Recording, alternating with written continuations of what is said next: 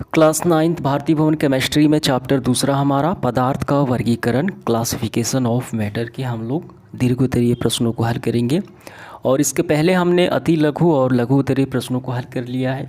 देखिए, पदार्थ का वर्गीकरण में हम रासायनिक दृष्टि से पदार्थ को तीन भागों में बांटते हैं: तत्व, यौगिक और मिश्रण। ठीक है।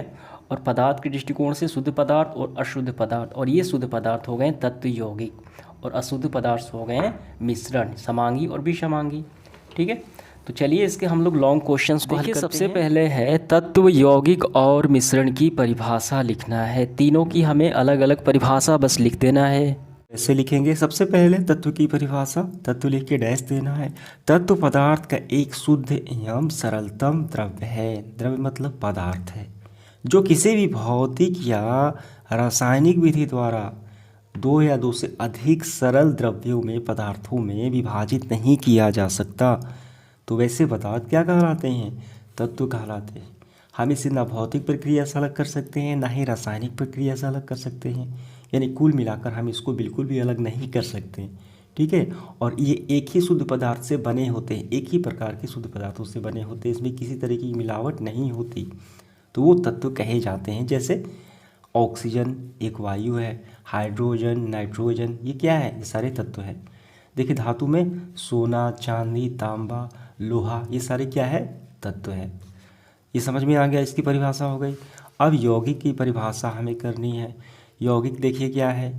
यौगिक वह शुद्ध पदार्थ है, यौगिक जो है कंपाउंड जो है वह शुद्ध पदार्थ है जो दो या अधिक तत्वों के भार के विचार से एक निश्चित अनुपात में संयोग से बनता है।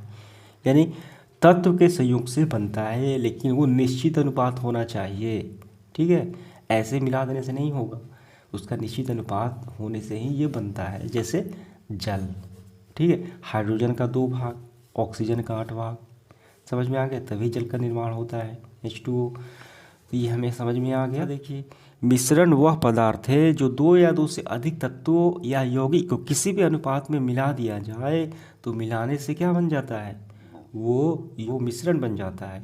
और ये सरल यांत्रिक विधि से पृथक किया जा सकता है। यानी भौतिक विधि से हम आसानी से पृथक अलग कर सकते हैं इसके अवयव को। ठीक है। जैसे बालू में अगर चीनी मिला दें तो हम आसानी से इसको अलग कर सकते हैं। ठीक है, छान कर भी अलग कर सकते हैं। तो ये आपकी परिभाषा हो गई मिश्रण की। जैसे मिश्रण जो है वायु, विभिन्न गैसों का मिश्रण है। इस्पात जो है, इस्पात बना होता है लोहा, क्रोमियम। बारूद बना होता है सोना का। ठीक है, समझ में आ गया होगा बिल्कुल आसानी से। आइए इसके बाद देखते हैं दूसरा, यौगिक की प्रमुख विशेषताएं हमें बताना है। यौगिक यानी कंपाउंड की प्रॉपर्टीज क्या है वो हमें बताना है प्रमुख। देखिए यहाँ पे यौगिक की परिभाषा है और ये यौगिक के गुण हैं यानी विशेषताएं हैं। पहला, चौथा, तीसरा, ये सारे दिए गए हैं। तो इसका आंसर हम कैसे लिखेंगे? देखिए, यौगिक की विशेषताएं निम्नलिखित हैं। पहले में विद्यमान जो तत्व होते हैं उन्हें किसी भी भौतिक या यांत्रिक विधि से अलग नहीं किया जा सकता, हालांकि रासायनिक विधि से हम अलग कर सकते हैं। ठीक है। दूसरा देखिए, किसी यौगिक के गुण उसके अवयवी तत्वों के गुण से बिल्कुल भिन्न होते हैं। जैसे देखिए, हाइड्रोजन प्लस ऑक्सीजन बनता है क्या? जल बनता है। तो हाइड्रोजन गैस है, ऑक्सीजन भी गैस है। जल क्या है? ये तरल पदार्थ है, लिक्विड है। तो इसका गुण इसके गुण से क्या है? काफ़ी अलग है। समझ में आ गया? अब देखिए तीसरा, यौगिक के द्रवणांक यानी द्रव अवस्था में पहुंचने का ताप और उबलने का ताप क्वथनांक निश्चित होता है, फिक्स होता है। जी बिल्कुल सही बात है। जैसे जल का ले ले तो जल का द्रवणांक कितना होता है? 0 डिग्री सेल्सियस। क्वथनांक कितना होता है? 100 डिग्री सेल्सियस। ठीक है, तीसरा हो गया। अब चौथा हम लिखेंगे, तो चौथा आप लिख लीजिए यहाँ से, यौगिक में उपस्थित अवयवी तत्व, जो तत्व, जैसे हम जल ले लेते हैं तो हाइड्रोजन और ऑक्सीजन भार के विचार से एक निश्चित अनुपात में रहते हैं। जल को हम चाहे कहीं से लें वो 1:8 ही रहता है। ये बातें समझ में आ गई? तो ये आपको लिख लेना है इस चौथे में। तो इस तरीके से प्रश्न क्रमांक दूसरा हमारा समाप्त हुआ। अब इसके बाद देखिए हमारा तत्व और यौगिक में मुख्य अंतर क्या है। तत्व में और यौगिक में क्या बताना है? डिफरेंट बताना है, अंतर बताना है। देखिए यहाँ पे पहला तत्व हमको ऐसे ही लिखना है, तत्व, और इस तरफ यौगिक। पहला अंतर तत्व के बारे में, तत्व वह पदार्थ है जिसे दो या दो से अधिक पदार्थों में विभाजित नहीं किया जा सकता, खंडित नहीं किया जा सकता, नहीं बांट सकते हम, जबकि यौगिक में ऐसा नहीं है। यौगिक में सिर्फ भौतिक प्रक्रिया से नहीं बांट सकते, लेकिन रासायनिक से बांट सकते हैं। ठीक है, जैसे जल को हम बांट सकते हैं। सोना, चांदी, ऑक्सीजन, हवा, ऑक्सीजन हो गया, हाइड्रोजन हो गया, ये सारे क्या है, तत्व है, हम इसको नहीं बांट सकते, नहीं तोड़ सकते। अब इसके बाद दूसरा, तत्व एक ही प्रकार के परमाणु से बना होता है। देखिए, चाहे हम सोना ले लें, ठीक है, गोल्ड, तो वो उसमें गोल्ड के ही परमाणु होंगे, सोने के ही परमाणु होंगे। ऑक्सीजन ले लें तो ऑक्सीजन के ही परमाणु होंगे, क्योंकि वो एक शुद्ध पदार्थ है। यौगिक में ऐसी बात नहीं है, यौगिक विभिन्न प्रकार के परमाणुओं से बना होता है, जैसे जल हो गया, ठीक है, अमोनियम क्लोराइड हो गया, तो ये सारे क्या है, यौगिक है। इनमें दो या दो से अधिक पदार्थों के परमाणु हो सकते हैं। ठीक है, तत्व सिर्फ एक ही पदार्थ का बना होता है, अभी हमने देखा। यौगिक में दो या दो से अधिक पदार्थ मिलकर बने होते हैं। अब इसके बाद देखिए चौथा, तत्व के भौतिक एवं रासायनिक गुण यौगिक से भिन्न होते हैं।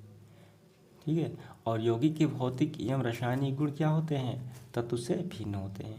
तो ये दोनों का अपोजिट में ले लिया गया है। अब इसके बाद पांचवा, तत्व का सूक्ष्मतम कण परमाणु कहलाता है, यौगिक का सूक्ष्मतम कण अणु कहलाता है। तो ये 5 हमने कर लिए। इसके बाद देखिए चौथा, उपयुक्त उदाहरण देकर यौगिक और मिश्रण में अंतर हमें स्पष्ट करना है। तो ये रहा, हमें ऐसे लिखना है, मिश्रण और यौगिक में अंतर निम्नलिखित है। पहला देखिए, हम ऐसे ही लिखना है अलग अलग खंडों में, या दो से अधिक शुद्ध पदार्थों को किसी भी अनुपात में मिला दिया जाए तो बन जाता है मिश्रण। ठीक है, जैसे चीनी में नमक का मिश्रण, चीनी में बालू का मिश्रण। ठीक है, ये सारे क्या है, मिश्रण है। यौगिक देखिए, ये शुद्ध पदार्थ है, ये दो या दो से अधिक तत्वों को एक निश्चित अनुपात में मिलाया जाता है तो बनता है यौगिक का निर्माण जैसे जल हमने लिया है। दूसरा है, इसके अवयवों को सरल यांत्रिक विधि से अलग कर सकते हैं। चीनी में बालू डाल दें तो हम आसानी से इसको अलग कर सकते हैं, इसमें रासायनिक विधि का प्रयोग नहीं भी करें तो। ठीक है, इसके अवयवी तत्वों को सरल यांत्रिक विधि से पृथक नहीं कर सकते हैं, हम इसे रासायनिक विधि द्वारा ही अलग कर सकते हैं।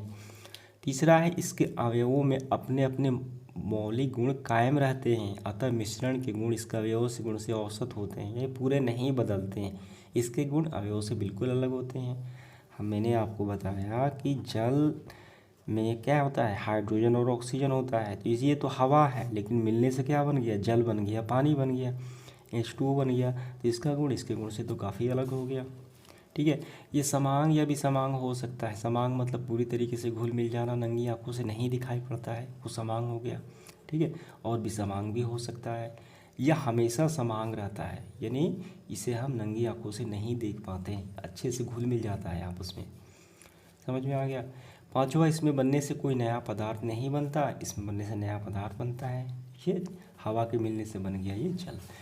तो ये आपको समझ में आ गया, तो 5 ही आपको लिख लेना। इसके बाद देखिए प्रश्न क्रमांक 5वां, समांग और विसमांग मिश्रण से आप क्या समझते हैं, प्रत्येक का एक एक उदाहरण दीजिए। देखिए, हम इसको आसानी से समझ सकते हैं। समांग मिश्रण ऐसा मिश्रण होता है जिसे हम नंगी आंखों से बिल्कुल नहीं देख सकते, यानी इसके अवयव, मिश्रण के अवयव को हम बिल्कुल भी नहीं देख सकते। जैसे पानी में अगर चीनी मिलाते हैं तो हम चीनी के कण को नहीं देख पाते हैं नंगी आंखों से, ये बिल्कुल भी दिखाई नहीं पड़ते, तो वो समांगी मिश्रण हो गया। विसमांगी की बात की जाए, इसके अवयवों को हम आसानी से देख सकते हैं। जैसे बालू में अगर नमक मिलाते, बालू में चीनी मिलाते तो हम आसानी से देख सकते हैं, इसके कण काफ़ी बड़े होते हैं, विसमांग मिश्रण हो गया। ये आपको समझ में आ गया। आइए लिखते हैं इसका आंसर। देखिए, सबसे पहले हम समांगी मिश्रण की परिभाषा लिखेंगे और ये उदाहरण ले लेंगे। समांग मिश्रण का संगठन जो है संपूर्ण मिश्रण में एक रूप होता है, इसके अवयवों के बीच कोई सुस्पष्ट विभाजक सीमाएं नहीं होती कि यहाँ तक चीनी है, यहाँ तक पानी है। जैसे जल व चीनी एक अविलीय मिश्रण है, तो ये क्या है, समांग होता है।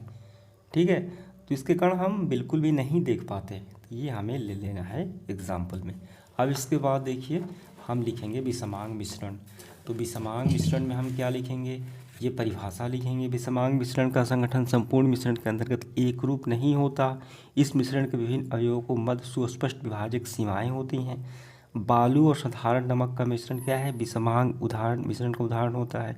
इस मिश्रण में विभिन्न भाग में अवयवों को अनुपात हम देख सकते हैं, यानी भिन्न भिन्न होता है। तो ये आपका क्लियर हुआ कैसे लिखना है। ये हो गई परिभाषा, ये एग्जाम्पल, और फिर उसी तरीके से ये परिभाषा विषमांक का, और ये इसका एग्जाम्पल।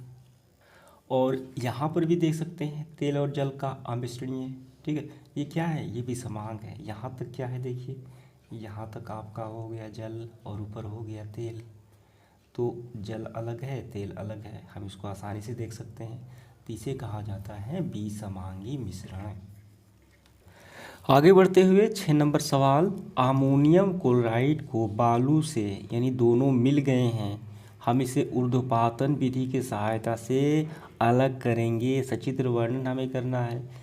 देखिए ऊर्ध्वपातन विधि क्या होती है, कपूर ऊर्ध्वपातित अपना गुण प्रदर्शित करता है, ठीक है। कपूर को जलाया जाए तो ये तरल अवस्था में ना पहुँच के सीधे गैस अवस्था में पहुँच जाता है और फिर जम जाता है तो कपूर बन जाता है, वो ऊर्ध्वपातन कहा जाता है।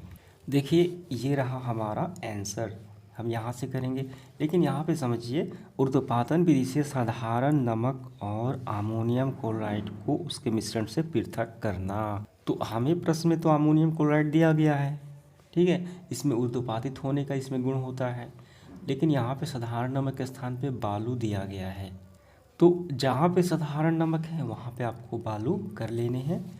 तो सबसे पहले हम लिखेंगे, इस विधि से वैसे मिश्रण के लिए प्रयुक्त होती है जिसका एक अवयव बिना पिघले वाष्प में परिवर्तित हो जाता है, ठीक है, गैस में परिवर्तित हो जाता है और ठंडा होकर सीधे वाष्प से ठोस में परिवर्तित हो जाता है, तो ऊर्ध्वपातन कहा जाता है। उदाहरण के लिए यहाँ पे नमक के स्थान पे बालू और अमोनियम क्लोराइड को इस विधि से अलग कर सकते हैं, ठीक है। देखिए एक बेसिन में यहाँ पे लिया गया है मिश्रण को, ऊपर कीप लगाया गया, रुई से बंद कर दिया गया, गर्म किया गया, तो अमोनियम क्लोराइड ये वाष्पित हो, ये वाष्प में बदल गया, यहाँ पे जम गया और नीचे बच गया क्या, बालू, ठीक है। तो ये पूरा आपको पिक्चर बनाना है और कम से कम यहाँ तक आपको कर लेने हैं। तो इसका आंसर हमारा हो गया। उम्मीद करता हूँ समझ में आ गए होंगे ये आपको। इसके बाद 7वां सवाल, प्रभाजी श्रवण का वर्णन कर, ये विधि होती है, ठीक है, काफ़ी इंपॉर्टेंट सवाल है ये। तो ये रहा प्रभाजी श्रवण, ये हमें पूरा लिखना है। इस विधि से दो या दो से अधिक मिश्रणीय द्रव्यों को, देखिए मिश्रणीय द्रव्य मतलब हमने अभी देखा जैसे पानी में हमने तेल मिला दिया, इसको कैसे हम अलग करेंगे, तो हम प्रभाजी श्रवण विधि का ही प्रयोग करके अलग करेंगे, ठीक है। इसमें अवयवी द्रव्यों को क्वथनांक का अंतर बहुत कम यानी 10 डिग्री सेल्सियस या कम होना चाहिए, दोनों का अंतर जो मिलाया गया है। उदाहरण के लिए मेथिल एल्कोहल, इसका क्वथनांक 65 डिग्री सेल्सियस है, इस पर ये उबलता है, और एसीटोन का कितना है 56 है, तो अंतर कितना हो गया 10 का हो गया। तो अब हम इस विधि से अलग कर सकते हैं, ठीक है, प्रभाजी श्रवण विधि। ये पूरी विधि हो गई, देखिए आप ये सबको पिक्चर बना लेना है, यहाँ तक नोट डाउन कर लेना है। समझ में आ गया, काफ़ी ये इंपॉर्टेंट सवाल है परीक्षा के दृष्टिकोण से। इसके बाद देखिए हमारा 8 नंबर, लोहा और गंधक के पृथक जो मिश्रण होता है इसे पृथक करने के लिए 2 विधि बताना है। तो पहला तो विधि हो गया चुंबकीय पृथक्करण विधि, इसमें चुंबक जो है लोहे को क्या करेगा, आकर्षित कर लेगा, उसमें सट जाएगा, गंधक बच जाएगा। दूसरा कौन सा विधि है, छानन विधि, ठीक है। तो आइए लिखते हैं, देखिए यहाँ पे चुंबकीय पृथक्करण विधि दिया गया है, लोहे के चूर्ण और गंधक के मिश्रण को हम आसानी से अलग कर सकते हैं। देखिए लोहा इसमें सट गया और गंधक बच गया, तो ये पहला विधि आप लिख लीजिए, और दूसरा यानी दोनों का स्क्रीनशॉट भी यहाँ पे मैं लगा देता हूँ, वहीं से आपको कर लेने हैं, ठीक है।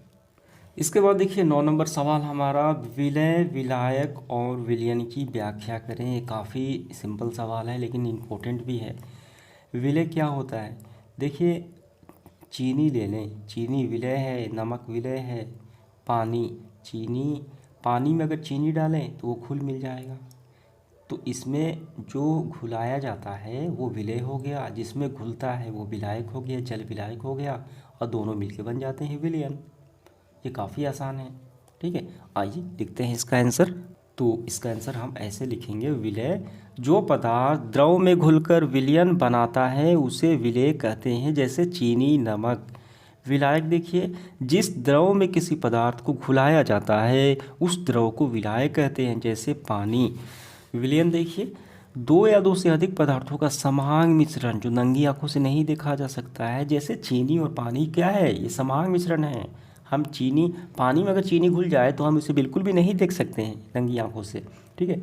तो इसे विलयन कहा जाता है। तो यहाँ पे ये भी लिख लेना है, चीनी प्लस पानी विलय प्लस विलायक डैश विलयन। तो उम्मीद करता हूँ ये समझ में आ गए होंगे। अगला सवाल देखिए 10 नंबर क्या है, विलयता क्या है, ये परिभाषा करनी है। कमरे के ताप पर नॉर्मल टेम्परेचर पर 25 डिग्री सेल्सियस पर जल में सोडा यानी पोटेशियम नाइट्रेट की विलयता ज्ञात करने की विधि का वर्णन हमें करना है। यानी जल में पोटेशियम नाइट्रेट को डाल दिया जाए तो कितना घुलता है, उसकी विलयता क्या है वो ज्ञात करना है। तो सबसे पहले विलयता की हम परिभाषा लिखेंगे। देखिए विलेयता को हम काफ़ी सिंपल तरीके से समझेंगे। देखिए पानी है, एक गिलास पानी है, अगर हम उस पानी में चीनी डालें तो एक समय ऐसा आ जाएगा उस पानी की क्षमता उस चीनी को घुलाने की ख़त्म हो जाएगी। समझ में आ गया। जैसे एक बाल्टी जल है, एक बाल्टी जल में हम चीनी डालते जाए तो घुलाता जाएगा, लेकिन एक समय ऐसा आएगा कि उस जल में चीनी को नहीं घुला पाएगा। तो जो इसकी क्षमता होती है घुलाने की वही कहलाती है विलेयता। समझ में आ गया। तो अब घुलाने के लिए क्या करना पड़ेगा, हम गर्म करना पड़ेगा, तभी इसकी विलेयता बढ़ेगी, घुलाने की क्षमता बढ़ेगी। तो हम इसकी परिभाषा ऐसे लिखेंगे, एक निश्चित ताप पर, ठीक है, ताप निश्चित होना चाहिए, दाब भी निश्चित होना चाहिए, ठीक है। 100 ग्राम विलायक में 100 ग्राम देखिए जल है, ये विलायक हो गया। 100 ग्राम विलायक में किसी विलय को घुलाने की क्षमता, जैसे चीनी हो गया, घुलाने की अधिकतम मात्रा जो विलयन को संतृप्त कर दे, यानी पूरी तरीके से घुल मिल जाए, तो उस ताप और दाब को उस विलय की क्या कहा जाता है, विलेयता कहा जाता है। ताप बढ़ा दे, दाब बढ़ा दे तो और उसे घुला सकता है, लेकिन नॉर्मल यहाँ पे ताप और दाब निश्चित होना चाहिए। समझ में आ गया। और इसी में देखिए प्रश्न में हमें जल में पोटेशियम नाइट्रेट की विलेयता ज्ञात करना है, ठीक है। तो विलेयता ज्ञात करना है तो जल में कौन सा घुला हुआ है, सोडा घुला हुआ है, पोटेशियम नाइट्रेट घुला हुआ है। तो पोटेशियम नाइट्रेट की विलेयता जो है, विलय की विलेयता, विलय की मात्रा पोटेशियम नाइट्रेट की मात्रा और जिसमें घुला हुआ है जल उसकी मात्रा इंटू 100, इस विधि से ज्ञात कर सकते हैं। ये कैसे ज्ञात किया जाता है, यहाँ पे लिया गया है कौन सा, यहाँ पे लिया गया है सोडियम क्लोराइड। तो सोडियम क्लोराइड के स्थान पे आपको ले लेना है सोडा पोटेशियम नाइट्रेट, ठीक है। तो ये देखिए जल तो है, इसमें क्या है, इसके स्थान पे सोडियम क्लोराइड के स्थान पे है पोटेशियम नाइट्रेट आपको ले लेने हैं। तो ये पूरी प्रक्रिया आपको लिख लेनी है, जहाँ तक है आपको यहाँ तक कर लेने हैं। 11 नंबर क्या है, वास्तविक विलयन, कोलाइडी विलयन, निलंबन में अंतर स्पष्ट करें तीनों में। देखिए हम तीनों में अंतर ऐसे स्पष्ट करेंगे, पहला वास्तविक विलयन, कोलाइडी विलयन, निलंबन। तो देखिए इसका संगठन समान होता है, जैसे चीनी और पानी के विलयन वास्तविक विलयन हो गया, इसका संगठन क्या होता है, समान होता है, ठीक है। हम चाहे कहीं से भी चखें तो उसका स्वाद एकदम बिल्कुल सेम ही होगा, इसके कण दिखाई नहीं पड़ते। इसका संगठन भी समान होता है, ये कोलाइड कहा जाता है। जैसे दूध, रक्त, गोंद, ये क्या है, कोलाइड, कोहरा, ये कोलाइड हो गया, विषमांग होता है। इसका निलंबन का तो काफ़ी विषमांग होता है, जैसे बालू में चीनी का मिश्रण हो गया। समझ में आ गया। तो अब इसके बाद देखिए दूसरा, ये छन्ना पत्र पे आर पार जा सकता है, हम इसको नहीं छान सकते इसके अवयव को, इसको छन्ना पत्र से आर पार आ जा सकता है, ये भी आ जा सकता है, लेकिन ये छन्ना पत्र से आर पार जो है नहीं आ जा सकता, ठीक है। यानी निलंबन के गण नहीं आ जा सकते हैं। जैसे जल में अगर बालू डाल दें तो बालू तो नहीं आ पाएंगे, लेकिन द्रव तो आ जाएगा, वो निलंबन का सीधा सीधा मतलब यही समझना है, जिसके कण काफ़ी नंगी आंखों से भी हम देख पाएँ, ठीक है, वो निलंबन कहलाता है। ये माइक्रोस्कोप से हम आसानी से देख सकते हैं, लेकिन इससे कण को हम बिल्कुल भी नहीं देख सकते, यंत्र के माध्यम से भी नहीं देख सकते, ठीक है। तीसरा देखिए इसके कणों का आकार देखिए कितना होता है, 10⁻⁻8 सेंटीमीटर क्रम में होता है। इसका कितना होता है, इसके मध्य होता है और इसका इसके मध्य होता है, ठीक है। ये प्रकाश का प्रकीर्णन नहीं करते, टिंडल प्रभाव प्रदर्शित नहीं करते, ये टिंडल प्रभाव प्रकाशित करते हैं, ये प्रभाव नहीं दिखाते। देखिए एक गिलास दूध लेना है और उसमें टॉर्च से रोशनी जलाना है, ये दूध जो है काफ़ी चमकने लगता है, पूरा दूध, वो टिंडल प्रभाव हो गया, ठीक है। रोशनी में इसके कण क्या होते हैं, चमकने लगते हैं, लेकिन इसमें तो ऐसा नहीं होता, इसमें भी नहीं होगा, ठीक है। लेकिन इसमें टिंडल प्रभाव ये प्रदर्शित करेगा। समझ में आ गया। एक और आपको लिख लेना है, इसके कण दिखाई नहीं पड़ते हैं, चीनी और पानी मिला दे इसके कण दिखाई नहीं पड़ेंगे। इसको उच्च क्षमता वाले माइक्रोस्कोप से देख सकते हैं, इसे तो हम नंगी आंखों से ही देख सकते हैं, पानी में अगर बालू डाल दे तो। ठीक है, ये पारदर्शी होता है, ये पारभासी होता है। पारभासी मतलब ज़्यादा दिखाई नहीं पड़ता, कम दिखाई पड़ता है। ये बिल्कुल ही पारभासी होता है, अपारदर्शी होता है। ठीक है, इसको इससे कुछ मतलब इससे हम आर पार नहीं देख सकते हैं। ठीक, ये आपको कम लिख लेना है। अब इसके बाद 12 नंबर देखिए, कोलाइडी विलयन के प्रमुख गुण क्या है। हमने अभी देखा तीनों में अंतर, तो इसके प्रमुख गुण बताना है। तो कम से कम आपको 5 इसमें से लिख लेना है, इसी में से लिखना है इसका। तो हम ऐसे लिखेंगे, कोलाइडी विलयन के प्रमुख गुण निम्नलिखित है। इसका संगठन विषमांग होता है, ये छन्ना पत्र के आर पार आ सकता है, इसका व्यास इसके मध्य होता है, टिंडल प्रभाव दर्शाता है, ये ब्राउनिंग गति दर्शाते हैं।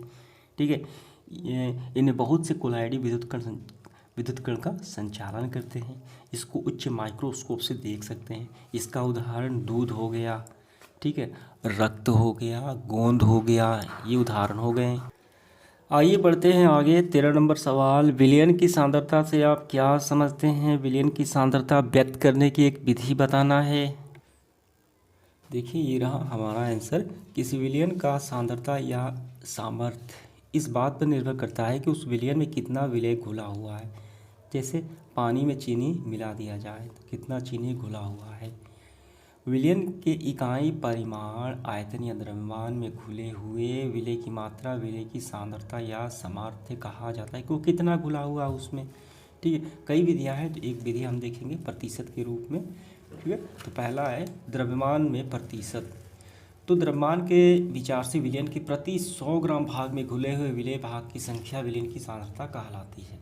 एक उदाहरण आपको यहाँ तक कर लेंगे, समझ में आ गया। ये पूरा आपको कम से कम यहाँ तक कर लेना है। इसका आंसर हमारा हो गया, एक ही एग्जाम्पल देना है। ठीक है, तो क्या मतलब समझ में आया, एक निश्चित विलयन में कितना विलय घुला हुआ है तो वो उसकी सांद्रता हो गई। अगला सवाल देखिए 14, स्याही में उपस्थित रंगों को पृथक किया जा सकता है। कैसे पृथक किया जा सकता है, कैसे हम अलग कर सकते हैं। ठीक है, स्याही में जो उपस्थित रंग होते हैं, तो देखिए हम इसको क्रोमेटोग्राफी विधि द्वारा अलग कर सकते हैं। क्रोमेटोग्राफी एक ऐसी तकनीक है जिसका उपयोग मिश्रण के उन अवयवों को पृथक करने के लिए किया जाता है जो एक विलायक में विलय होते हैं। सर्वप्रथम इस तकनीक का उपयोग हम एक प्राकृतिक रंगों के रंगीन अवयवों को पृथक करने में किया जा सकता है। ठीक है, तो देखिए इस तकनीक की सहायता से स्याही के अवयवों को हम अलग कर सकते हैं।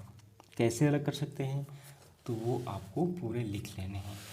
ठीक है, तो यहाँ तक आप कर लेंगे, समझ में आ गया।